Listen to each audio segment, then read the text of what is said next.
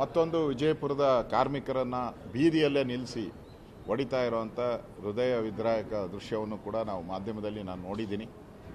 ಅಂದರೆ ಬೀದಿಯಲ್ಲಿ ಇಟ್ಕೊಂಡು ಇಷ್ಟೆಲ್ಲ ರಾಜಾರೋಷ ಹೊಡಿತಾರೆ ಅಂತಂದರೆ ಪೊಲೀಸರ ಬಗ್ಗೆ ಈ ರಾಜ್ಯದಲ್ಲಿರುವಂಥ ರೌಡಿಗಳಿಗೆ, ದರೋಡೆಕೋರರಿಗೆ ಏನು ಮೆಸೇಜ್ ಹೋಗ್ತಾ ಇದೆ? ಅಂದರೆ ನಿಮ್ಮಲ್ಲಿ ಕಾನೂನು ಸುವ್ಯವಸ್ಥೆ ಇಲ್ಲ ಅನ್ನೋದಕ್ಕೆ ಈ ಕಾರ್ಮಿಕರ ಗೋಳನ್ನು ಕೂಡ ನೋಡುವುದು. ಒಂದು ಕಡೆ ಅಧಿಕಾರಿಗಳ ಸಾವು, ಗುಂಡಾರಿಸಿ ಬ್ಯಾಂಕಲ್ಲಿ ದರೋಡೆ ಮಾಡ್ತಾರೆ, ಇನ್ನೊಂದು ಕಡೆ ರಸ್ತೆಯಲ್ಲಿ ಕಾರ್ಮಿಕರನ್ನು ಥಳಿಸ್ತಾರೆ. ಇದೆಲ್ಲವನ್ನು ನೋಡಿಕೊಂಡು ಸರ್ಕಾರ ಸುಮ್ಮನೆ ಕೂತಿದೆಯಲ್ಲ, ಇದೊಂದು ಕುಂಭಕರ್ಣೆಯಲ್ಲಿ ನಿದ್ದೆ ಮಾಡ್ತಾ ಇರುವಂಥ ಸರ್ಕಾರ. ಇಂಥ ಕೆಟ್ಟ ಸರ್ಕಾರ ಕರ್ನಾಟಕದ ಇತಿಹಾಸದಲ್ಲಿ 20 ತಿಂಗಳಲ್ಲಿ 20 ಹಗರಣಗಳು, ಕಾನೂನು ಸುವ್ಯವಸ್ಥೆ ಅಂತೂ ಕೈ ಚೆಲ್ಲಿರುವಂಥ ಒಂದು ಸರ್ಕಾರವನ್ನೇ ಯಾರು ನೋಡೋಕ್ಕೆ ಸಾಧ್ಯ ಇಲ್ಲ. ಅಂಥ ಒಂದು ದರಿದ್ರ ಸರ್ಕಾರ ನಾವು ನೋಡ್ತಾ ಇದ್ದೀವಿ. ಸರ್, ಇದು ಸರ್ ಈಗ ನೀವು ಬಿಜೆಪಿ ಜೆಡಿಎಸ್ ಇಂದ 25 ಜನ ಶಾಸಕರು ಬರ್ತಾರೆ ಅಂತ ಹೇಳ್ತಿದ್ದಾರೆ. ಹೇಳಿದಾರಲ್ಲ, ಇವತ್ತೆಲ್ಲ ಮಾತಾಡಿದಾರಲ್ಲ ಸರ್. ಈಗ MP ಪಾಟೀಲ್ ಅವರು ಹೇಳಿದ್ದಾರೆ. ಈಗಾಗಲೇ ಯತ್ನಾಳ್ ಅವರು ಹೇಳಿದ್ದಾರೆ 60 ಜನ ಬರಕ್ಕೆ ರೆಡಿ ಇದ್ದಾರೆ ಅಂತ. ಅವ್ರ ಪಾರ್ಟಿಯಲ್ಲಿ ಅನುದಾನ ಕೊಡದೆ ಎಲ್ಲ MLAಗಳು ಪಾರ್ಟಿ ಬಿಡಬೇಕು ಅನ್ನೋ ಮನಸ್ಥಿತಿಯಲ್ಲಿ ಅವ್ರ ಪಾರ್ಟಿಯಲ್ಲಿರೋದು. ಅನುದಾನ ಇಲ್ಲ ಅಂತ ಮನೇನೂ ಕೂಡ ಅವರ CLP ಮೀಟಿಂಗಲ್ಲೇ ಗಲಾಟೆ ಆಗಿದೆ. ಮತ್ತು ಬಡದಾಟನೂ ಕೂಡ ನಡೀತಾ ಇದೆ. ಅನುದಾನದ ಕೊರತೆಯಿಂದ ಎಲ್ಲರೂ ಕೂಡ ಆತ್ಮಹತ್ಯೆ, MLAಗಳು ಹೇಳಿದ್ದಾರೆ ಯಾಕೆ ನಾವು ಇಲ್ಲಿ MLA ಆಗಿ ಇರಬೇಕು, ಆತ್ಮಹತ್ಯೆ ಮಾಡ್ಕೊಳ್ಳೋದು ಮೇಲು ಅಂತ ಹೇಳಿದ್ದಾರೆ. ಅದರಿಂದ ಅವ್ರ ಪಾರ್ಟಿ, ಕಾಂಗ್ರೆಸ್ ಪಾರ್ಟಿ ಇವತ್ತು ಶಾಸಕರಿಗೆ ಅನುದಾನ ಕೊಡದೆ, ಕಾಂಗ್ರೆಸ್ ಶಾಸಕರಿಗೂ ಅನುದಾನ ಕೊಡದೆ ಅವರು ತೋಲಾಡ್ತಲ್ಲಿರೋದಂತೂ, ಅವರು ಡಿಸ್ಟರ್ಬ್ ಆಗಿರೋದು ಅವ್ರ ಪಾರ್ಟಿಯವರು, ನಾವಲ್ಲ. ಅದರಿಂದ ಕಾಂಗ್ರೆಸ್ ಅವ್ರ ಮನೇನ ಫಸ್ಟು ನೋಡ್ಗಡ್ಲಿ, ಯಾರ್ಯಾರು ಬಿಟ್ಟು ಹೋಗ್ತಾರೆ. ಯಾಕೆಂದರೆ ಹಿಂದೆ ಒಂದು ಪದ್ಧತಿ ಇದೆಯಲ್ಲ, ಹಿಂದೆ 15 ಜನ ಕಾಂಗ್ರೆಸ್ ಅವರು ಓಡೋಗಿ BJPಗೆ ಬಂದ್ರಲ್ಲ, ಆ ನೆನಪು ಇನ್ನೂ ಹಂಗೆ ಇದೆಯಲ್ಲ 2 ವರ್ಷದಿಂದ.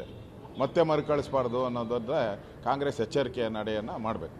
ಮತ್ತೊಂದು ವಿಜಯಪುರದ ಕಾರ್ಮಿಕರನ್ನು ಬೀದಿಯಲ್ಲೇ ನಿಲ್ಲಿಸಿ ಹೊಡಿತಾ ಇರುವಂಥ ಹೃದಯ ವಿದ್ರಾಯಕ ದೃಶ್ಯವನ್ನು ಕೂಡ ನಾವು ಮಾಧ್ಯಮದಲ್ಲಿ ನಾನು ನೋಡಿದ್ದೀನಿ.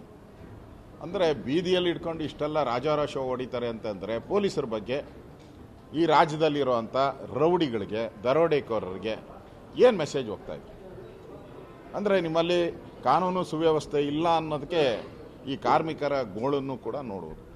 ಒಂದು ಕಡೆ ಅಧಿಕಾರಿಗಳ ಸಾವು, ಗುಂಡಾರಿಸಿ ಬ್ಯಾಂಕಲ್ಲಿ ದರೋಡೆ ಮಾಡ್ತಾರೆ, ಇನ್ನೊಂದು ಕಡೆ ರಸ್ತೆಯಲ್ಲಿ ಕಾರ್ಮಿಕರನ್ನು ಥಳಿಸ್ತಾರೆ. ಇದೆಲ್ಲವನ್ನು ನೋಡಿಕೊಂಡು ಸರ್ಕಾರ ಸುಮ್ಮನೆ ಕೂತಿದೆಯಲ್ಲ, ಇದೊಂದು ಕುಂಭಕರ್ಣೆಯಲ್ಲಿ ನಿದ್ದೆ ಮಾಡ್ತಾ ಇರುವಂಥ ಸರ್ಕಾರ. ಇಂಥ ಕೆಟ್ಟ ಸರ್ಕಾರ ಕರ್ನಾಟಕದ ಇತಿಹಾಸದಲ್ಲಿ 20 ತಿಂಗಳಲ್ಲಿ 20 ಹಗರಣಗಳು, ಕಾನೂನು ಸುವ್ಯವಸ್ಥೆ ಅಂತೂ ಕೈ ಚೆಲ್ಲಿರುವಂಥ ಒಂದು ಸರ್ಕಾರವನ್ನೇ ಯಾರು ನೋಡೋಕ್ಕೆ ಸಾಧ್ಯ ಇಲ್ಲ. ಅಂಥ ಒಂದು ದರಿದ್ರ ಸರ್ಕಾರ ನಾವು ನೋಡ್ತಾ ಇದ್ದೀವಿ. ಸರ್, ಇದು ಸರ್ ಈಗ ನೀವು ಬಿಜೆಪಿ ಜೆಡಿಎಸ್ ಇಂದ 25 ಜನ ಶಾಸಕರು ಬರ್ತಾರೆ ಅಂತ ಹೇಳ್ತಿದ್ದಾರೆ. ಹೇಳಿದಾರಲ್ಲ, ಇವತ್ತೆಲ್ಲ ಮಾತಾಡಿದಾರಲ್ಲ ಸರ್. ಈಗ MP ಪಾಟೀಲ್ ಅವರು ಹೇಳಿದ್ದಾರೆ. ಈಗಾಗಲೇ ಯತ್ನಾಳ್ ಅವರು ಹೇಳಿದ್ದಾರೆ 60 ಜನ ಬರಕ್ಕೆ ರೆಡಿ ಇದ್ದಾರೆ ಅಂತ. ಅವ್ರ ಪಾರ್ಟಿಯಲ್ಲಿ ಅನುದಾನ ಕೊಡದೆ ಎಲ್ಲ MLAಗಳು ಪಾರ್ಟಿ ಬಿಡಬೇಕು ಅನ್ನೋ ಮನಸ್ಥಿತಿಯಲ್ಲಿ ಅವ್ರ ಪಾರ್ಟಿಯಲ್ಲಿರೋದು. ಅನುದಾನ ಇಲ್ಲ ಅಂತ ಮನೇನೂ ಕೂಡ ಅವರ CLP ಮೀಟಿಂಗಲ್ಲೇ ಗಲಾಟೆ ಆಗಿದೆ. ಮತ್ತು ಬಡದಾಟನೂ ಕೂಡ ನಡೀತಾ ಇದೆ. ಅನುದಾನದ ಕೊರತೆಯಿಂದ ಎಲ್ಲರೂ ಕೂಡ ಆತ್ಮಹತ್ಯೆ, MLAಗಳು ಹೇಳಿದ್ದಾರೆ ಯಾಕೆ ನಾವು ಇಲ್ಲಿ MLA ಆಗಿ ಇರಬೇಕು, ಆತ್ಮಹತ್ಯೆ ಮಾಡ್ಕೊಳ್ಳೋದು ಮೇಲು ಅಂತ ಹೇಳಿದ್ದಾರೆ.